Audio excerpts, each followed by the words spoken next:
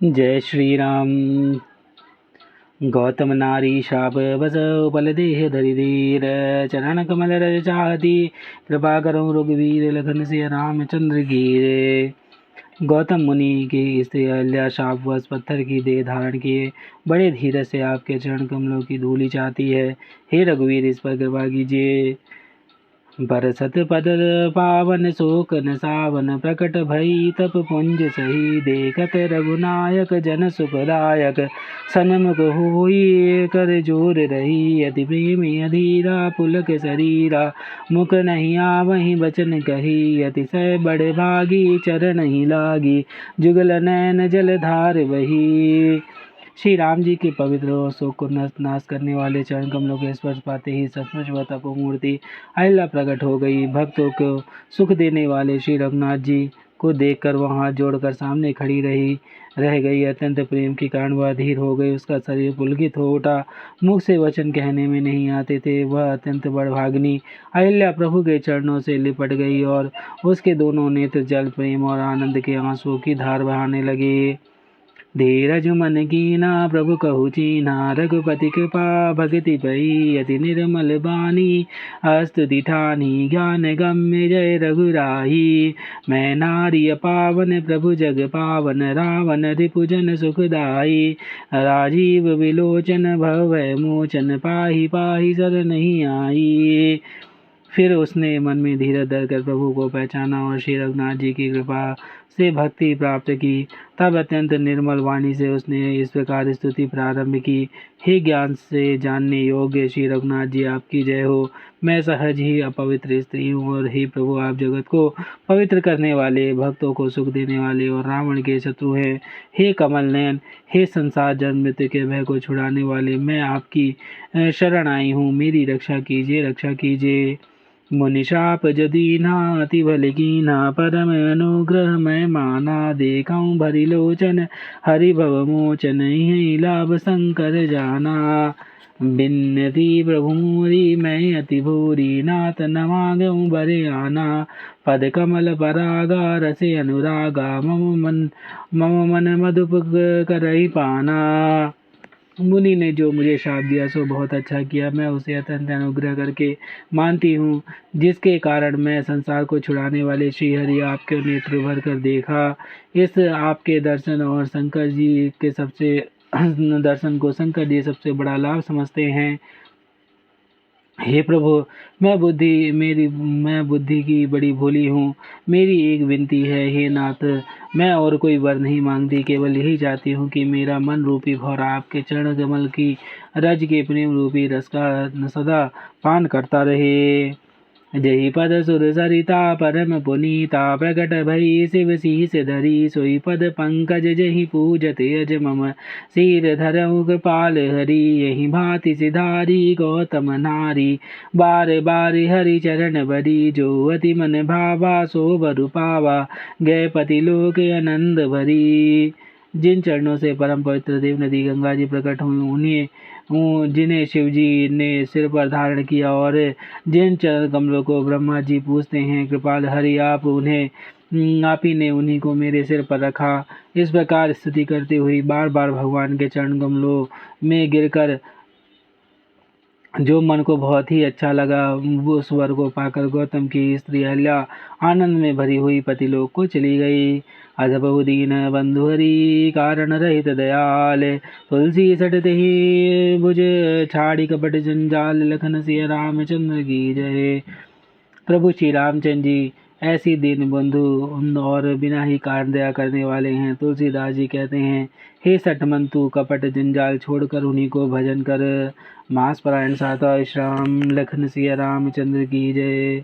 चले राम लक्ष्मण मुनि संगा, गए जहाँ जग पावनी गंगा, गादी सुनो सब कथा सुनाई, जही प्रकार सुर सरि मही आई। श्री राम जी और लक्ष्मण जी मुनि के साथ चले भी वहाँ गए जहाँ जगत को पवित्र करने वाली गंगा जी थी। महाराज गाधी के पुत्र विश्वामित्र जी ने वह सब कथा कही सुनाई, जिस प्रकार देव नदी गंगा जी पृथ्वी पर आई थी। तब रो ऋषि समेत नहाए, विविध दान मई देवन पाए, हर्षि चले मुनि वृंद सहाया, बेग विदेह नगर निहराया। तब प्रभु ने ऋषियों सहित गंगा जी में स्नान किया। ब्राह्मणों ने भांति भांति के दान पाए। फिर मुनि वृंद के साथ वे प्रसन्न होकर चले और शीघ्र ही जनकपुर के निकट पहुँच गए। पुर रम्यता राम जब देखी, हर्षे अनुज समेत विशेषी, बापी कूप सरित सरनाना, सलिल सुधा सम मणि सोपाना। श्री रामचंद्र जी ने जब जनकपुरी की शोभा देखी, तब वे छोटे भाई लक्ष्मण जी सहित अत्यंत हर्षित हुए। वहाँ अनेकों बावलियाँ, कुएं, नदी, तालाब है, जिनमें अमृत के समान जल है और मणियों की सीढ़ी बनी हुई है। कुंजत मंजुमत रस भृंगा, कुंजत कल बहुवरन विहंगा, बरन बरन बिकसे बन जाता, त्रिविध समीर सदा सुखदाता। मकरंद रस से मतवाले होकर भौरे सुंदर गुंजार कर रहे हैं। रंग बिरंगे बहुत से पक्षी मधुर शब्द कर रहे हैं। रंग रंगे के कमल खिले हैं। सदा सब ऋतुओं में सुख देने वाले शीतल मंद और सुगंध पवन बह रहा है। सुमन वाटिका बाग बन विपुल विहंग निवास, फूलत फलत सुपल्लवत, सोहत पुर चहुपास, लखन से रामचंद्र की जय। पुष्प वाटिका, फुलवारी, बाग, वन और जिनमें बहुत से पक्षियों का निवास है। फूलते फलते और सुंदर पत्तों से लदे हुए नगर के चारों ओर सुशोभित हैं। बनई न बरनत नगर निकाई, जहजाई मन तगई लुभाई, चारु बजारु विचित्र अबारी, मणिमय विधि जनु स्वागर सवारी।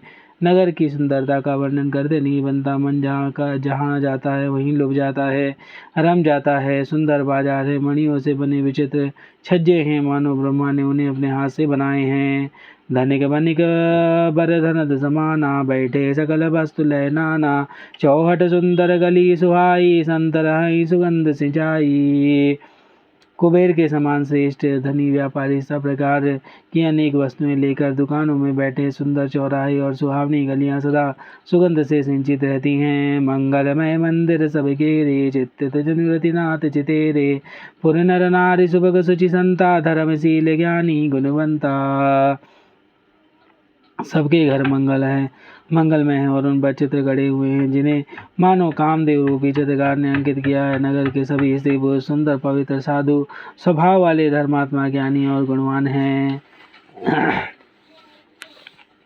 अति अनूप जहाँ जनक निवासु, बत बित कहीं विबुध विलोक विलासु, होई चकित चितकोट विलोकी, सकल भुवन शोभा जनुरों की। जहाँ जनक जी अत्यंत अनुपम सुंदर निवास स्थान महल है, वहीं विलास ऐश्वर्य को देखकर देवता भी थकित स्तंभित हो जाते हैं। मनुष्यों की तो बात ही क्या है, कोट राजमहल के परकोट को देखकर चित्त चकित हो जाता है। ऐसा मालूम होता है मानो उसने समस्त लोगों की शोभा को रोक रखा हो। धवल धाम मणिमय पुरटोट, सुगठित नाना भांति, सिय निवास सुंदर सदन, सौभाग्य कही जाति, लखन सिय रामचंद्र की जय। उज्ज्वल महल में अनेकों प्रकार के सुंदर रीति से बने हुए मणिजड़ित सोने के जरी के पर्दे लगे हैं। सीता जी के रहने के सुंदर महल की शोभा का वर्णन किया ही कैसे जा सकता है। सुभग द्वार सब कुलिस कपाटा, भूव भीर नट मागत भाटा, बनी विशाल बाजी गजशाला, है गए रथ संकुल सब काला। राजमहल के सब दरवाजे फाटक सुंदर है, जिनमें वज्र के मजबूत अथवा हीरे के चमकते हुए किवाड़ लगे हुए हैं। वहाँ माहत राजाओं, नटों, मागधों और भाटों की भीड़ लगी है। घोड़े और हथियारों के लिए बहुत बड़ी बड़ी घुड़शालाएँ और गौशालाएँ, फिलखाने बनी हुई हैं, जो सब समय घोड़े, हाथी और रथ से भरी रहती है। सुर सचिव से नप बहुतेरे, निविघ सरिस सदन सब केरे, पुर बाहिर सर सरित समीपा, उतरे जहाँ तहाँ विपुल महीपा। बहुत से सूरवीर मंत्री और सेनापति हैं, उन सब के घर भी राजमहल सरीखे हैं। नगर के बाहर तालाब और नदी के निकट जहाँ तहाँ बहुत से राजा लोग उतरे हुए डेरा डाले हुए हैं। देखी अनूपे के अवराई, सब सुभाष सब भांति सुहाई, कौशिक कहो मोर मन माना, यहीं रही रघुवीर सुजाना। वहीं आमों का एक अनुपम बाग देखकर, जहाँ सब प्रकार से सुशोभित सब प्रकार के सुशोभित थे और जो सब तरह से सुहावन थे, विश्वामित्र जी ने कहा, हे सुजान रघुवीर, मेरा मन कहता है कि यहीं रह जाएं। भलई नाथ कही कृपा निकेता, उतरे ता मुनि वृंद समेता, विश्वामित्र महामुनि आए, समाचार मिथिलापति पाए। कृपा के धाम श्री रामचंद्र जी बहुत अच्छा स्वामी कहकर वहीं मुनियों के समूह के साथ ठहर गए। मिथिलापति जनक जी ने जब यह समाचार पाया कि महामुनि विश्वामित्र जी आए हैं, संग सचिव सुचि भूरी भट भूसुर भर गुर ज्ञाति चले मिलन मुनि नायक ही मुदित राउ वही भांति लखन सिया रामचंद्र की जय। तब उन्होंने पवित्र हृदय के ईमानदार स्वामी भक्त मंत्री बहुत से योद्धा श्रेष्ठ ब्राह्मण गुरु सतानंद जी और अपनी जाति के श्रेष्ठ लोगों को साथ लिया और इस प्रकार प्रसन्नता के साथ राजा मुनियों के स्वामी विश्वामित्र जी से मिलने चले। कीन प्रणाम चरण धरि माथा दीन असीस मुदित मुनिनाथा विप्रबंध सब सादर बंदे जानि भाग्य बड़ राहु आनंदे। राजा ने मुनि के चरणों पर मस्तक रखकर प्रणाम किया। मुनियों के स्वामी विश्वामित्र जी ने प्रसन्न होकर आशीर्वाद दिया। फिर सारी ब्राह्मण मंडली को आदर से प्रणाम किया और अपना बड़ा भाग्य जानकर राजा आनंदित हुए। कुशल प्रसन्न कहीं बारही बारा विश्वामित्र निपहि बैठारा तहीं अवसर आए देव भाई गए रहे देखन फुलवाई।